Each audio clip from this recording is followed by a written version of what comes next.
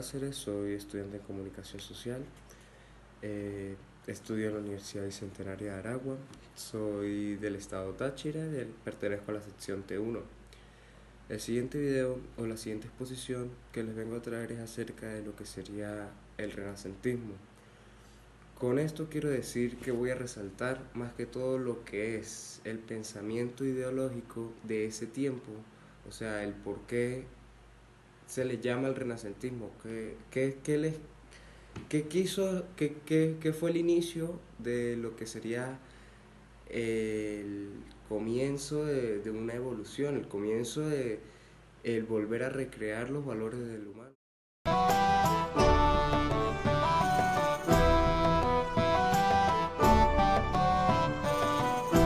Inicios de todo, los inicios del Renacimiento empiezan en el siglo XIV, en el epicentro de Italia, que fue la base del expandimiento total a otros territorios.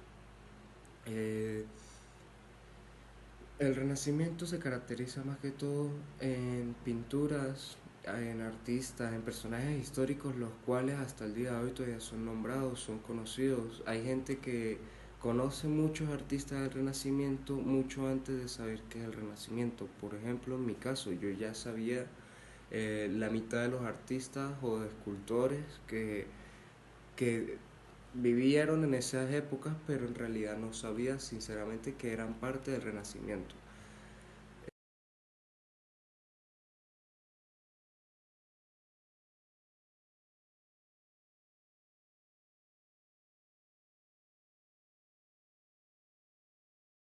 ¿Qué características tiene el Renacimiento? Fácil, el Renacimiento se concentra más que todo en la imagen del hombre.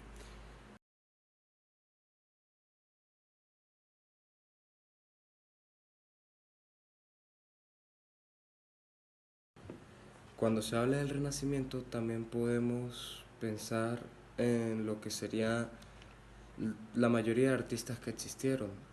No me voy a poner a nombrarlos a todos porque en esa época, en el siglo XIV, siglo XV, existieron más de 30 o 40 artistas, los cuales tienen miles de obras y fueron mundialmente reconocidos.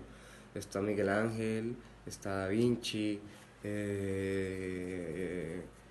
Jean Fourquet, hay muchos. Pero lo que resaltan estos artistas, lo que resalta esto de esta época de las pinturas es que eran unas pinturas muy bien hechas, muy bien diseñadas, eran pinturas que los detalles eran mínimos y esos detalles eran pinturas, no eran pinturas perfectas, sino pinturas realistas, eran pinturas tan realistas al punto de ser tan realistas que el humano empezó a expresar su propia creencia, su propia religión, su propia imagen ante Dios, de Dios, y lo plasmaba en un lienzo, lo volvía una obra de arte básicamente. Eso era lo que pasaba con muchos artistas de ese siglo. En estos tiempos, pues el arte era el volver a revivir esas culturas que traían la vieja Grecia y la vieja Roma. La vieja Roma.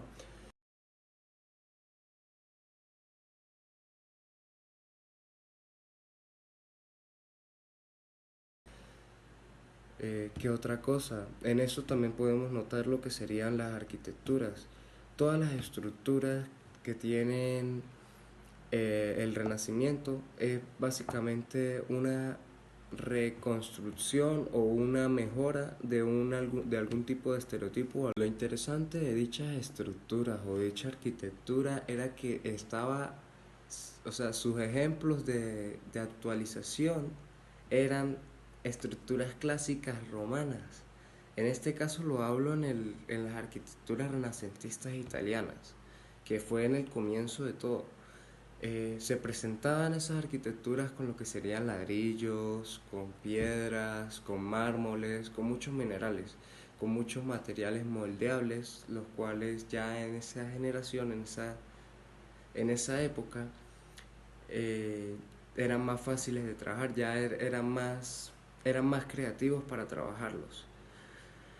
¿Qué otra cosa? Se basaron mucho también en lo que eran las estructuras religiosas, empezaron a crear muchas capillas, empezaron a crear muchas obras las cuales iban con la representación de Dios. Y no solo no solo en la arquitectura, también mucho en la pintura. Tú ves mucho en las pinturas renacentistas y las pinturas renacentistas se basan mucho en lo que sería la imagen de una Venus, que bueno, a la creación de la Venus también fue en el Renacimiento, pero un dato curioso de la mayoría de las pinturas renacentistas es que las facciones faciales de las mujeres son parecidas, ya que el Renacimiento se basaba en el encontrarle esa figura perfecta, esa perfección, esa belleza pura a lo que sería una mujer.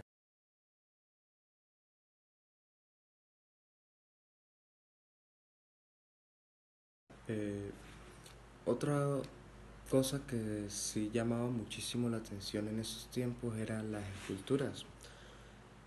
Eh, los escultores se concentraban más que todo en la época del Renacentismo en conseguirle el naturalismo a cada obra. Como eh, trabajaban muy detalladamente todo lo que sería tanto rasgos faciales como rasgos físicos del hombre. Buscaban, no buscaban la perfección, buscaban era el naturalismo, buscaban la imperfección en realidad, buscaban que sus obras tuviesen el máximo detalle posible para que fueran más realistas y así poder tener una mayor apreciación de lo que sería su, su objetivo, básicamente. En el siglo XV se destacaron muchísimos escultores, pero los más destacados fueron